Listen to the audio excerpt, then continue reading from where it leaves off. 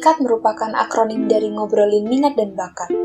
Sesi ini ditujukan untuk mengapresiasi minat dan bakat yang dimiliki oleh mahasiswa PGSD Kampus 2 FIP UNY. Video ini juga dibuat untuk memberikan inspirasi bagi teman-teman yang masih dalam tahap pencarian jati diri dan pengembangan diri. Your passion is your energy, so let anyone inspire you. Episode NIKAT kali ini, kami masih bersinggungan dengan dunia bola, sepak bola, dan futsal. Kami mengajak teman-teman yang telah lama berkecimpung di lapangan untuk membagikan pengalaman jatuh bangun mereka dalam meraih segudang prestasi. Ini adalah obrolan mereka tentang menjadi seorang juara. Nah, maka dari itu saya beranikan lagi untuk berlatih. Ya meskipun awal-awal dulu masih pakai pembalut gips karena dulu dioperasi. Oke, perkenalkan nama saya Rizky Muhammad Iksan. Tempat tanggal lahir saya Bantul, tanggal 11 Desember tahun 2000. Nama panggilan saya biasa dipanggil Ican karena saya dulu cedal, jadi tidak bisa mengejar nama saya Iksan, jadi menjadi Ican. Perkenalkan, nama saya Antika Sri Juleka, tempat tanggal lahir Kebumen 13 Juli 2001. Baik, perkenalkan nama saya Widianto Wibowo, saya biasa dipanggil Widi. Saya berasal dari Pringsewu, Provinsi Lampung. Di sini saya kuliah di Universitas Negeri Yogyakarta, jurusan PGSD dan terdapat di kampus di Mandala. Perkenalkan, nama saya Dwi Kurniawan, saya dari Sleman asalnya. Saya sekarang kuliah di PGSD Mandala semester 7. Oke, saya bermain futsal sejak kelas 2 SD. Sebenarnya dari kedua orang tua saya tidak diperbolehkan atau tidak didukung untuk bermain futsal, tapi karena keinginan saya untuk menekuni permainan tersebut, saya menjadi gemar dan saya juga sering menonton di televisi, jadi saya suka permainan futsal tersebut. Saya menekuni futsal sejak kelas 1 SD sudah menekuni di futsal. Tetapi saya mulai mengembangkan bakat saya itu sejak kelas 1 SMP.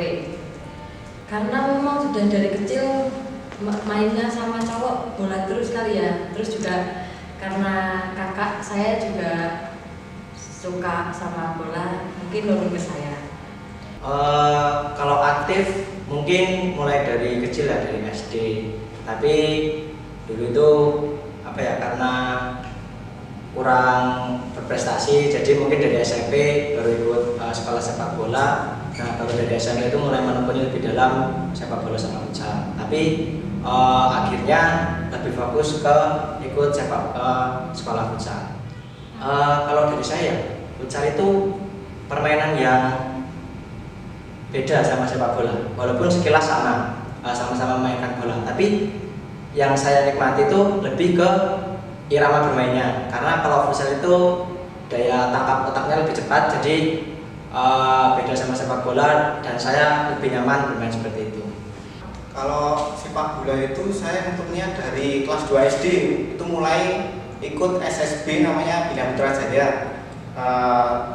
Terus ikut kayak lomba U2 SN, itu tingkat SD ya, itu di tingkat kecamatan mewakili SD saya. Terus kalau futsal itu saya mulainya baru kenal di SMP, tapi itu belum ada turnamen resmi yang saya ikuti. Kalau masalah sampai turnamen itu baru SMA, pernah juara Pokari itu juara 2.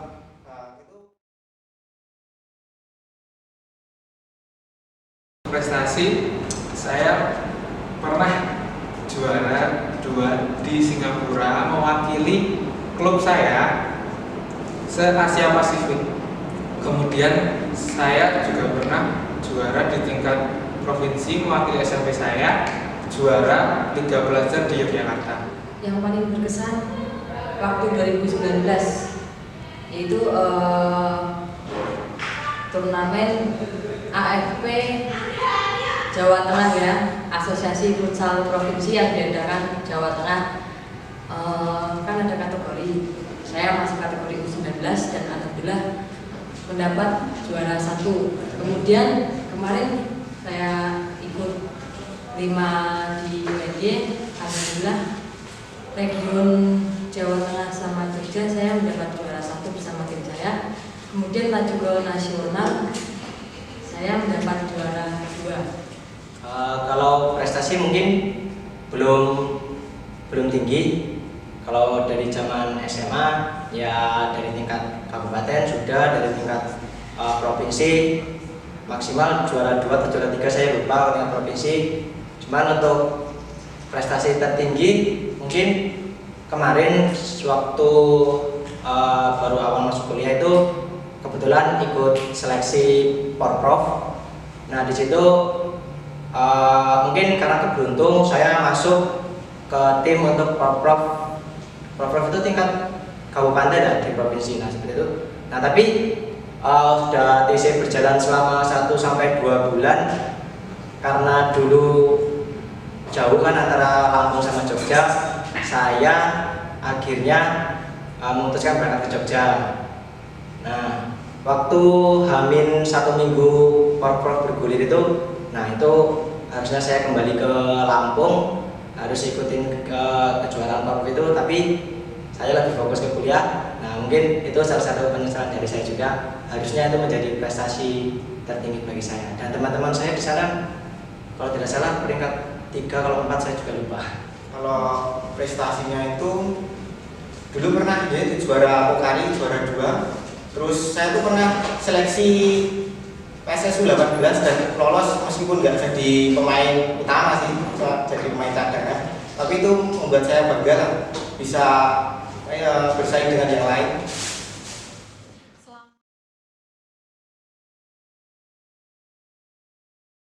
Untuk hal titik terendah saya dalam karir saat saya berada di Singapura, saya di final banyak didukung oleh teman-teman saya seperjuangan untuk meraih titel tersebut.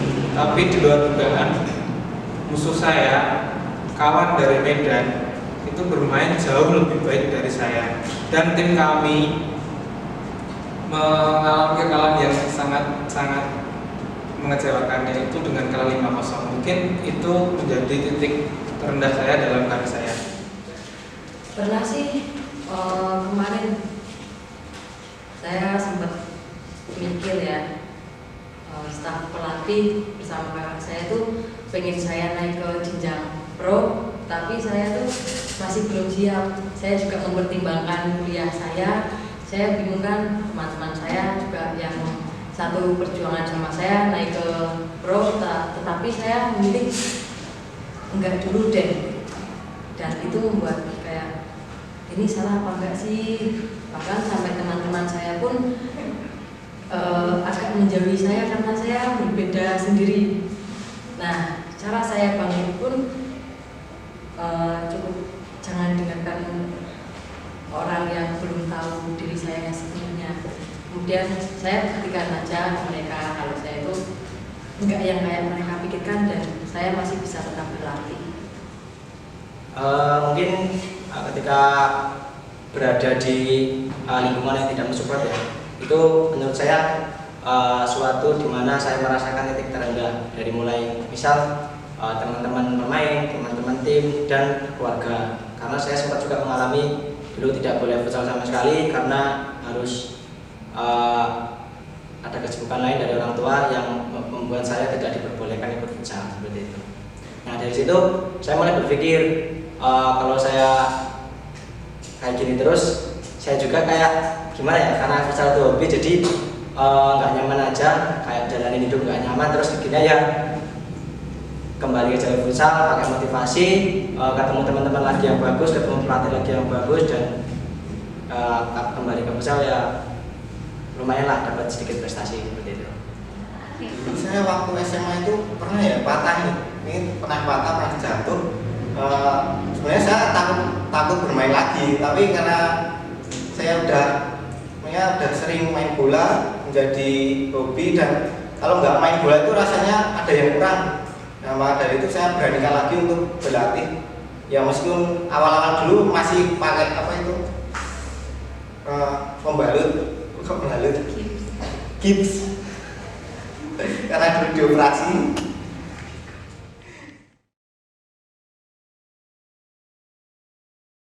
Dan cara mengatasinya, saya disupport oleh orang tua, oleh teman-teman, dan bahkan oleh kawan-kawan yang sebelumnya tidak mengenal saya disupport mereka dengan banyak cara. Kemudian tim saya juga saling mensupport satu sama lain, dengan artian tidak menyalahkan kekalahan tersebut, dan pelatih saya juga menerima kekalahan tersebut karena memang faktor dari kelalaian tim. Pasti ada sih. Yang pertama tuh orang tua. Mereka selalu mensupport apa yang saya lakukan, selalu mendukung. Kemudian kakak saya, terus teman-teman saya di klub lokal saya. Gak ada sebenarnya, memang dari diri sendiri saja, memotivasi diri sendiri, karena memang dari lingkungan nggak ada. Nah, karena memotivasi diri itu gunanya untuk apa ya, meyakinkan orang tua seperti itu. Jadi ketika saya bisa meyakinkan orang tua dengan prestasi futsal saya, mungkin itu salah satu support bagi diri saya sendiri.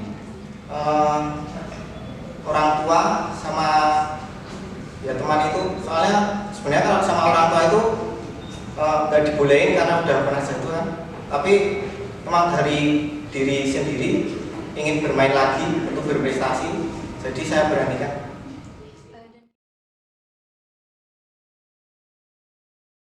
Untuk pengalaman unik, tentunya ada banyak pengalaman unik yang saya temui di dalam saya bertanding futsal. Salah satunya saat saya sepatu saya terlepas saat saya mencoba berlari karena terpijak oleh teman sendiri, dan itu menjadi pengalaman unik saya, dan saya tidak sadar bahwa sepatu saya terlepas dan saya dikasih tahu oleh teman-teman saya. Jadi itu kejadian pas sudah selesai pertandingan ya, itu di luar pakai baju biasa sih Kak, jadi nggak tahu itu teman saya pasti apa bukan. Ya saya asal lari, saya kira emang teman, ternyata saya nggak kenal. Salah satunya dulu saya pernah bermain di laga final, walaupun itu cuma open turnamen atau sering disebut tarkam. Nah, di situ ada satu momen yang bikin saya terharu. Ketika itu lawan saya tuan rumah dan pemainnya sudah tua-tua. Waktu itu saya berumur sekitar lulusan SMA, itu masih kecil lah ibaratnya. Nah, di situ saya kan kalau main biasanya di sayap, di flank itu. Nah, tepat di pinggir saya itu ada supporter yang teriak, "Woi, nomor 7, patahin aja kakinya." Nomor 7 itu kan saya. Nah, otomatis saya itu agak gemetar, agak deg-degan atau gimana, soalnya lawannya tuan rumah, gede-gede semua. Nah, karena di situ ibu saya nonton, bapak saya nonton. Yang paling saya kagetkan, ibu saya jawab dengan sangat keras, "Woi, itu anak saya." Nanti di situ di lapangan itu ada terkesan atau gimana, cuman semua orang dengar. Jadi tiba-tiba ramenya laga final itu, walaupun cuma tarkam, tapi tiba-tiba langsung terdiam karena emang suara ibu saya yang keras. Dia nggak terima kalau anaknya ingin dijatuhkan secara mental, walaupun ya itu fisik juga sebenarnya. Seperti itu momen yang menurut saya, walaupun dalam artian prestasinya tidak terlalu tinggi, tapi itu berkesan buat saya, dan puji syukur saya tuh mendapat juara 1 pada pertandingan ini. Kalau yang berkesan tuh saya pernah bermain dengan pemain profesional di Liga 1 itu. Pernah juga itu waktu SMA itu kan ada namanya training center, itu dilatih sama Coach Indra Safri langsung, yang zamannya Evan Dimas. Nah, itu kan dari Sabang sampai Merauke itu ada pemain banyak sekali, dan saya termasuk. Nggak tahu kenapa bisa dipilih dari pihak Kabupaten Sleman. Nah, saya itu menjadi suatu kebanggaan saya bisa bertemu dengan Coach Indra Safri dan timnya.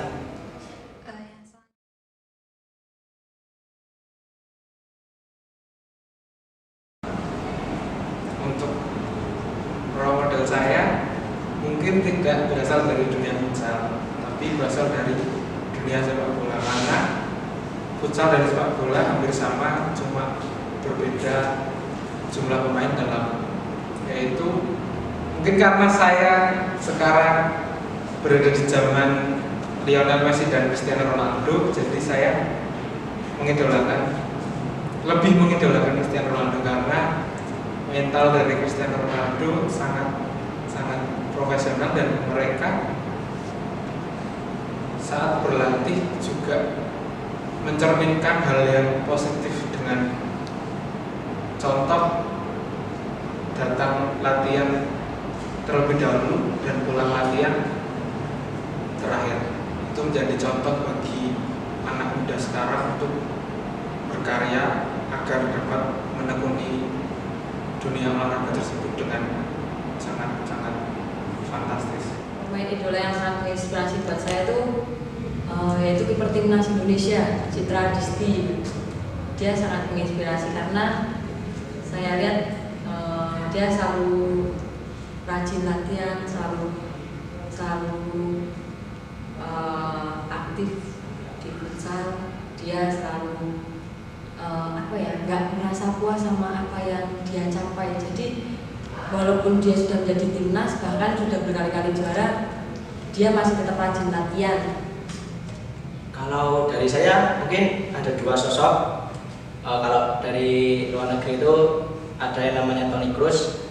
Saya sangat menginspirasi dia karena dalam permainan, memang dia pemain sepak bola bukan pemain futsal, tapi dalam permainan dia tidak terlihat menonjol bagus, tapi dia merupakan sosok yang penting di tim. Nah, itu yang membuat saya terinspirasi olehnya. Tapi kalau dari khususnya dunia futsal, saya menginspirasi Bambang Boy Sataji. Mungkin kalau teman-teman futsal semua, teman-teman yang suka futsal pasti tahu kalau Bambang Boy Sataji itu siapa.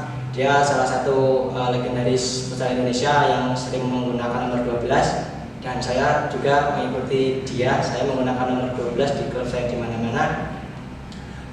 Dia adalah salah satu sosok yang menurut saya hebat karena dia salah satu pemain futsal Indonesia yang bermain di klub luar negeri dengan semangat juangnya. Nah, karena usahanya juga dia jatuh bangun, saya sering mendengar ceritanya. Dia dibuang dari klub sana sini dan itu memotivasi saya sehingga saya lebih tersupport sama dia seperti itu. Kalau role modelnya itu saya tuh suka pemain Brazil itu Neymar. Itu karena skillnya sangat bagus. Terus kalau yang dari Indonesia tuh Eva Dimas itu kalau passing atau akurasi umpannya itu sangat bagus, jadi enak diterima dari pemain lain.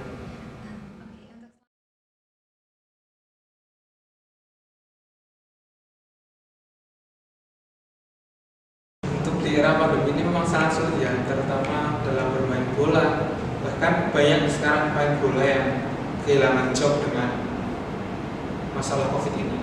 Untuk saya mengatasi hal itu, saya berlatih sendiri di rumah. Saya memiliki kun, memiliki bola, dan itu bukan halangan buat saya. Saya tetap berlatih bola dengan memantul-mantulkan ke tembok, dengan berlatih dari referensi banyak di internet, di YouTube, banyaklah referensi untuk meningkatkan atau menjaga kestabilan tubuh, menjaga kebugaran tubuh, menjaga stamina, dan itu menjadi hal-hal yang sangat wajib bagi seorang atlet di era pandemi sekarang. Dan itu sangat bermanfaat bagi saya untuk menjaga kebugaran tubuh saya.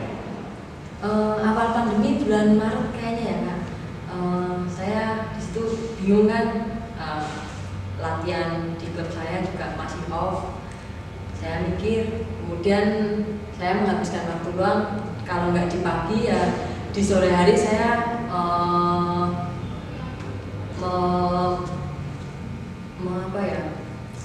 memutuskan untuk latihan sendiri. Saya membuat jadwal sendiri, pagi kadang jogging, terus kadang latihan pelincahan supaya kemampuan saya itu nggak hilang Kak. Karena COVID ini dan karena ketumbuh kegiatan KKN sama BK, tetap saya melakukan kegiatan olahraga kurang lebih 1 minggu 1-2 kali. Tetap ikut futsal, tapi ikut teman-teman kampus sebelah. Gimana? Karena emang kalau off selama kegiatan pandemi ini takutnya nanti tentunya skillnya hilang, sama yang jelas nanti daya tahan tubuhnya bisa berkurang. Ya, setiap bangun pagi itu kan saya tuh pasti berolahraga, ya sekedar olahraga jogging masing-masing di tembok, sama yang terpenting itu jaga asupan gizi ya. Jadi selama ini